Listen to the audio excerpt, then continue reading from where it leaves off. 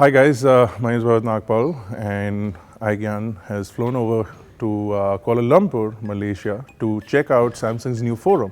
Now the company has launched the ACU HD TV with the quantum dot technology which they announced at CES for the Indian market in various sizes.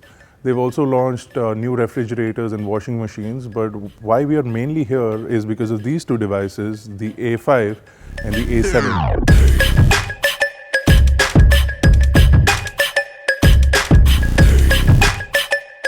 Okay, so the A5 has been launched for a price of 29,400, whereas the A7 has been launched for a price of 33,400. The availability is currently unknown, but we are expecting them to be out by the end of the month.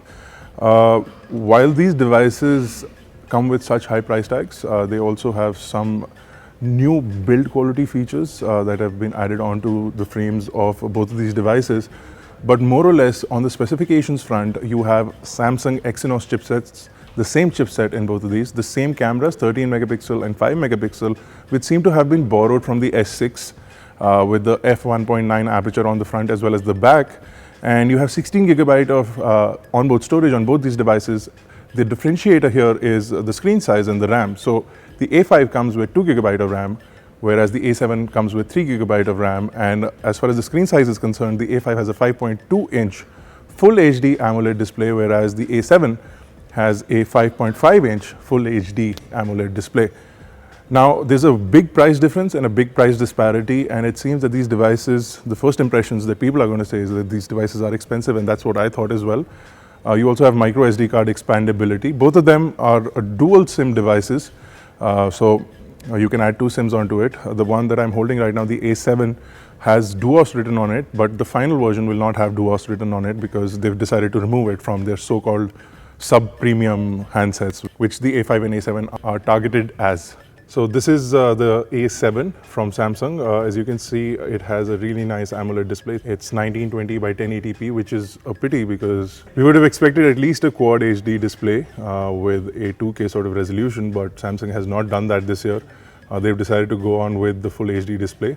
You do have a fingerprint scanner over here, which looks nice. So this is the gold color, and you can see that it has a black top and a black bottom, but the back side is the gold color variant. The Duos written over here will not be there in the final version, and this has a matte sort of finish, but this will be the glossy gold that you see in the S6 and the S6 Edge Plus presently. So this is the sort of finish that you can expect. Over at the side, you can see that you have a slightly beveled sort of structure over here. So you have gold plated aluminum or gold colored aluminum alloy which sort of tapers down on either side of the frame, and then you have your SIM trays over here, which is a hybrid sort of tray which also carries the SD card. So over at the left you can see the volume rockers, and the bottom has the 3.5mm headphone jack along with the micro USB port. You also get a speakerphone and microphone all at the bottom of the device. Over here you can see the antenna bands are located there. Now as you can see, we are running TouchWiz-esque OS. Samsung doesn't call it TouchWiz anymore. So, but you're still on Android 5.1.1, which is a pity because it's 2016 and I would have expected any new device to come out with Marshmallow at least. And Samsung has this strategy where they're going to wait for the next flagship before they start rolling out. So hopefully this device will be updated to Marshmallow sooner than expected. If not, then you're basically buying really expensive phones from Samsung which may not get a software update really soon. You still have your Flipboard app to the left, which you can obviously look at, customize according to your requirements. And then if you come over here, you can see your all apps list. Samsung has mostly removed most of the bloatware, and when they launch in India, they won't probably have most of these applications that you see over here.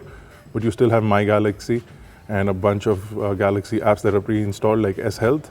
You can download the rest of them. If any of those catch your fancy, you can download them from the Galaxy App Store.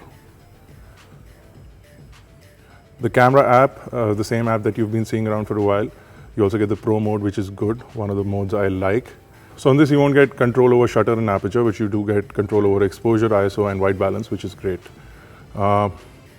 As far as video is concerned, you can shoot only full HD video, which is also very disappointing because a lot of devices in this price bracket, along with all the way down to now 11,000 rupees allow you to shoot 4K video. So this is a big pity that this device powered by an Exynos 7580 will not shoot 4K video. Okay, so what you're looking at now is the new A5. The device is available for 29,400 or will be available. It's not launched yet. So you can see that still 13 megapixel cameras at the back, 5 megapixel camera in the front, f1.9, same as what you see on the S6.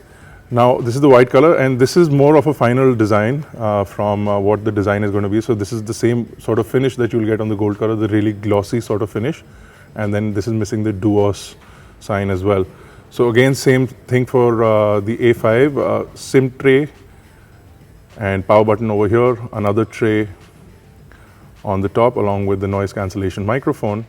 And over the left you have your volume rockers. And over the bottom is where all the fun is, with the 3.5mm headphone jack, micro USB port, speaker and microphone, and you can see those antenna bands. Your fingerprint scanner is right here in the home button where Samsung has been putting it, and then you have two buttons flanked on either side, the back button and the menu button. Same as the A7, the OS is Android 5.1.1, and you can see a very TouchWiz-esque flavor over here. You can pull down and basically access all your quick connect features and scroll through your quick toggles over here. And of course, over at the left is where your flipboard will sit, which Samsung calls briefing. And the same sort of camera application with the same sort of pro mode, missing out on shutter and aperture control, but you get your exposure, ISO and white balance.